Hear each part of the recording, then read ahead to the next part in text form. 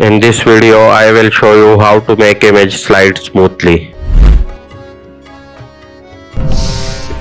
Alright, तो मैंने एक बैकग्राउंड वीडियो को और इसके ऊपर ट्रैक में एक इमेज को ऐड कर लिया है टाइमलाइन के अंदर। तो टाइमलाइन पर इमेज क्लिप को सेलेक्ट कर ले और इफेक्ट कंट्रोल्स में जाए। टाइम मार्कर को उस जगह पर पोजीशन कर दे जहां पर आप इमेज को ऑफ स्क्रीन से स्टार्ट करना चाहते हैं। मैं अपना टाइम मार्कर क्लिप के स्टार्ट पर पोजीशन कर लूंगा। अब पोजीशन की पहली वैल्यू को या दूसरी वैल्यू को ड्रैग कर ले जहां से आप इमेज को ऑफ स्क्रीन करना चाहते हैं। पोजीशन के पास स्टॉपवॉच को क्लिक कर ले ताकि स्टार्टिंग की फ्रेम बन जाए। अब टाइम मार्कर को उस जगह पर पोजीशन कर दे जहां पर आप इमेज को स्क्रीन पर रिवील करना चाहते हैं। अब पोजीशन की उस वैल्यू को दोबारा ड्रैग कर ले ताकि आपकी इमेज दोबारा स्क्रीन पर आ जाए और इस तरह ऑटोमेटिकली दूसरा की फ्रेम बन जाए। ऑलराइट, अब जब मैं इसको प्ले करूंगा तो मेरी इमेज ऑफ स्क्रीन से स्लाइड इन होगी, लेकिन ये बहुत स्मूथ नहीं है। तो इसको स्मूथ करने के लिए ड्रैग करके दोनों की फ्रेम्स को सेलेक्ट कर ले, किसी एक को राइट क्लिक कर ले, टेम्पोरल इंटरपोलेशन पे होवर कर ले। आप इनमें से कोई भी ऑप्शन यूज कर सकते हैं, लेकिन मैं ईज इन और ईज आउट को बहुत अच्छा